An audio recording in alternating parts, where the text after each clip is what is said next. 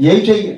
हमारे गांव में अभी कल ही उनको मुक्त किया है। यही गांव में 20 साल से पूजा नहीं थी, ब्रह्मदेव के नाम पे पूजे जाते, पूरा गांव पूछता था बाबा जी ब्रह्मदेव बाबा आ गए, ब्रह्मदेव बाबा आ गए। 20 साल से वो लड़का मेरे सुबह शाम सेवा करता था, पैर दबाता था, सेवा करता था। कभी तो मैंने उससे 1-2 बार कहा, हमने यार बेटा तुम जिसकी पूजा करते हो, तुम गांव भर जाते हो, खबीस है बेटा।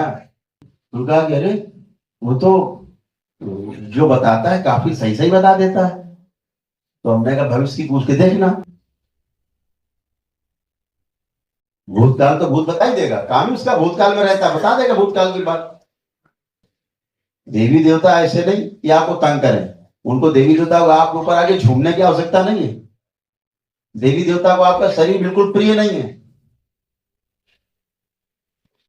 और ध्यान रखें, देवी देवता कभी शरीर के अंदर नहीं आ सकते,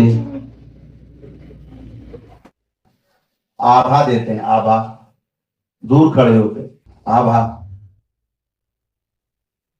उनकी आभा से ही आदमी आलोकित होकर के देवी देवताओं जैसा काम कर सकता है, उनकी शक्तियों को प्रकाशित कर सकता है, उनकी शक्तियों से काम कर सकता है। लेकिन उसके लिए बहुत ही पवित्र मन चाहिए, देवी देवता जैसा ही मैच, एकदम मैच बॉडी चाहिए।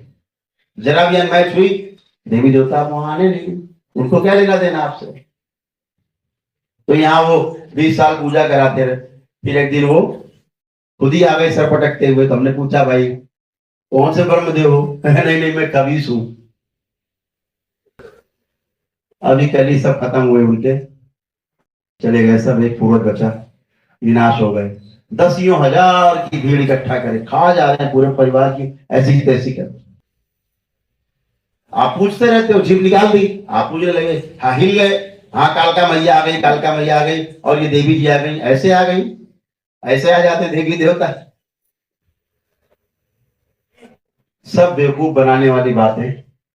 परिणाम से जानिए, हमेशा बातों से नहीं, परिणाम से परीक्षा कीजिए, शब्दों से नहीं। आप परिणाम से ही समझें कि कुछ है या नहीं है। परिणाम नहीं निकलता, आप समझ लीजिए बेवकूफ बना रहा है ये आदमी। कैसे पहचानेंगे? आप कहते हैं मैं सच बोलता हूं, ये तो शब्द है, और आप बोलते दिन भर झूठ है, आप पकड़ जाएंगे परिणाम से, ये तो झूठा है। ये बोलता है केवल कि मैं सच बोलता हूं, दिन भर बोलता झूठ रहता है। और ना भी बोले कोई मैं सच बोलता हूं, फिर भी दिन भर सच बोलता है, अपने आप ही आप जान जाएंगे उसके आचरण से परिणाम।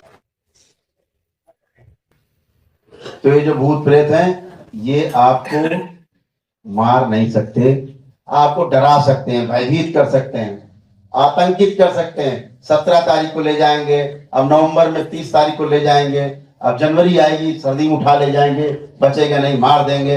ये सब बातें आपसे करते रहेंगे, हवाई फायर मारते रहेंगे, हवाई फायर, सीधे नहीं हवाई फायर मारेंगे, आप डरते रहोगे। इसी डर से आप कोई ओझा तांत्रिक के बाद भागोगे, यार किसी से कुछ हो जाए। आपके पूर्वज इस आस में रहते हैं कोई दरबार ऐसा मिले, कोई तो दरबार ऐसा मिले जहां हम निकल सके, हमारी मुक्ति हो सके।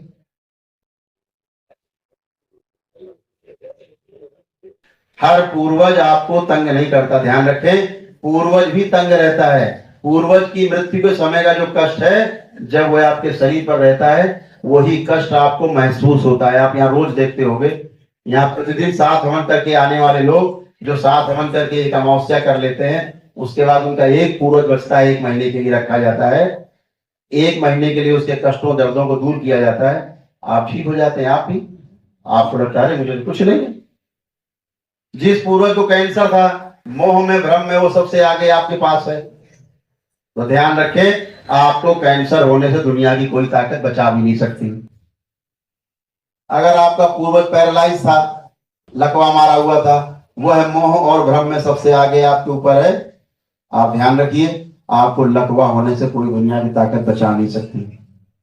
अंधा था तो आप अंधे होंगे, बहरा था तो आप बहरे होंगे, गूंगा था तो आप गूंगे हो जाएंगे, ये ध्यान रखिए। दिन भर आप यही देखते हैं, दिन भर हमारे सामने सब ऐसे केस आते हैं। जैसे मैं अंधे को बाहर करता हूं, जिसको नहीं दिखता उसको दिखाई देने लगता है तुरंत। इतने तो करता हूं, कोई जादू करता हूं क्या यहाँ? मैं यहाँ कोई जादू मंत्र मुझे पता ही नहीं जादू मंत्र क्या होता है, मुझे तो श्लोक नहीं पता, रामायण की चौपाई नहीं पता मुझे, मैंने पढ़े नहीं कभी रामायण, गीता, उपनिषद, शास्त्र, वेद, पुराण, हमने कुछ नहीं पढ़ा कभी। हमने सिर्फ पढ़ा है अपने गुरुदेव को, इसके अलावा कुछ नहीं पढ़ा, पता ही नहीं मुझे।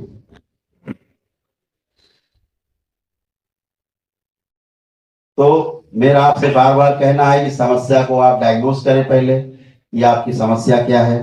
समस्या को आप बगैर समझे अपना ट्रीटमेंट करते हैं, कभी किसी किनारे पर नहीं पहुंचते, कभी कभी भी किसी परिणाम पर नहीं पहुंचते।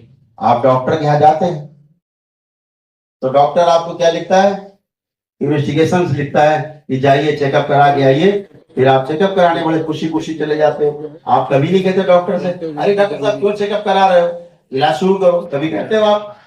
फिर तो बड़ा खुश होते हो, हाँ वह डॉक्टर तो बहुत बड़ा यार, पहले उसने डायग्नोस करना तो कहा है, पहले उसने जो है ये कहा है कि पता करो कि रोग क्या है, बीमारी क्या है, तब उसके बाद चिकित्सा करेगा। और कभी कभी तो आप इतने होशियार हैं कि डॉक्टर अगर आपके लिए कोई डायग्नोसिस के लिए कोई जांचें ना लिखे, सीधे चिकित्सा शुरू कर दे, तो आप ही सलाह दे देते हो डॉक्टर को, डॉक्टर साहब अगर जरूरी समझे तो हमारा चेकअप भी करा लें, कुछ जांचें करा लें। बीमारी में तो आप जांचें कराते हो, और जो महामारी लेके आप घूम रहे हो इसकी जांच आपको करनी नहीं। भूत प्रेत मान बैठे, भूत प्रेत में लग गए डंडा लेके, कुछ होना नहीं। अरे भाई भूत प्रेत आपको सूचना देता है कि अंदर गड़बड़ है, जैसे बुखार आपको सूचना देता है। बुखार कोई रोग नहीं है, बुखार आपको यह सूचना देता है कि आपके शरीर में कुछ गड़बड़ है, कहीं इन्फेक्शन है या पेट में कब्ज है या कुछ अंदर ही गड़बड़ियां हैं शरीर। आप चेकअप कराएं, ठीक करें इसको, उपवास कर लें, अशुद्धियां जल जाएं। आप क्या करते हो, टिकिया खा के बुखार को मार देते हो। बुखार क्यों आ गया, बुखार खत्म करो, बुखार बेचारा चला जाता है, फिर आता है महीने 2-4 महीने बाद बुखार, फिर सूचना देता है, फिर आप टिकिया खा लेते हो, फिर बुखार दब जाता है। और बुखार तो सूचना दे रहा है, बुखार को ही मार देते हो। जैसे आपके खेत में कोई गाय चल रही किसी की, एक आदमी सूचना देने आए भैया तुम्हारे खेत में गैया घुस गई हैं, तो जो सूचना देने आया है आप डंडा लेके पहले उसी को कूट दो, उसी गिरा लो, मार के बेहोश कर दो, तो गाय थोड़े ना चली जाएगी, गाय तो चढ़ जाएगी खेत आपका। यही हाल, आप बुखार को मार ले तो फिर बुखार क्या करता है पता है, फिर बुखार ये करता जान लेता है बहुत होशियार आदमी, जब चालू आदमी है, फिर ऐसा बुखार बन के आएगा आप टिकिया ने इंजेक्शन लगवाओ तभी बुखार नहीं जाएगा, उसको कहते हैं टाइफाइड। फिर भी नहीं मानोगे तो टीबी हो जाएगी, तपेदी, और उसके बाद भी नहीं मानोगे तो कैंसर हो जाएगा, राम नाम सत्य हो जाएगा। यही हाल भूत प्रेत का है। भूत प्रेत बेचारा आपको सूचना देता है, चिल्ला चिल्ला के, हिल के, झुल के, गाली बक के, मार डालूंगा, काट डालूंगा बोल के, भैया अंदर गड़बड़ है, आपके पूर्वज अंदर बदमाशी कर रहे हैं, गड़बड़ी है। आप भूत प्रेत के पीछे डंडा लेके पड़ जाते हो, भूत प्रेत कुछ दिन के शांत हो जाता है, मारपीट के शांत क्या हो जाता है, क्रॉस ब्लड लाइन में घुस जाता है।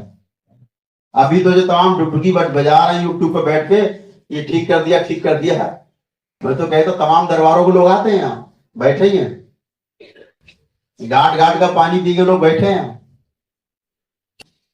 अगर अभी हम दिखाएं ईमानदारी से कि बालाजी के दरबार कितने लोग गए होंगे, हाथ उठाएं लोग, हाथ उठाइए, बिल्कुल निसंकोच उठाइए। बालाजी दरबार कितने लोग गए, इससे हाँ हाथ उठाए रहिए।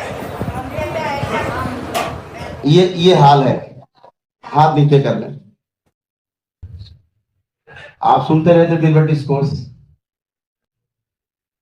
मैक्सिमम लोग परेशान, झूठी किंवदंतियां, भूत प्रेत की चिकित्सा कैसे करेगा, कर ही नहीं सकता। अरे भाई तंत्र के देवता आप इतने लोग बैठे, सब सनातन धर्म जुड़े हुए लोग हैं, कोई एक देवी देवता ईश्वर का नाम बताइए जिसके साथ भूत प्रेत रहते हो, शिव जी को छोड़ के, भगवान शिव को छोड़ के ऐसा कोई देवी देवता ईश्वर बताइए जिसके साथ भूत प्रेतों की सेना रहती है। बताएं कोई है एक आदमी बताने? नहीं है। गुरु भाई बहनों, आपका हमारे चैनल में स्वागत है। चैनल द्वारा प्रस्तुत की गई कथाएं, हवन प्रक्रिया की जानकारी, प्रार्थनाएं और संगीत करौली शंकर महादेव, पूजनीय गुरु माता, पूजनीय बाबा और माता कामाख्या के लिए बनाई जा रही हैं। आपसे विनम्र निवेदन है कि पूरी कथाएं, हवन प्रक्रिया दरबार के कार्यक्रम की जानकारी, प्रार्थनाएं और संगीत सुनने के लिए इस चैनल को अवश्य सब्सक्राइब कर लें, जिससे आपको सभी वीडियो समय पर प्राप्त हो सकेंगे। अपने सगे संबंधियों, मित्रों व रिश्तेदारों को वीडियो शेयर भी करें। गुरु माता, बाबा के प्रति आस्था सदैव बनी। माता कामाख्या, बाबा सदैव आपका और सभी का भला और शुभ करे।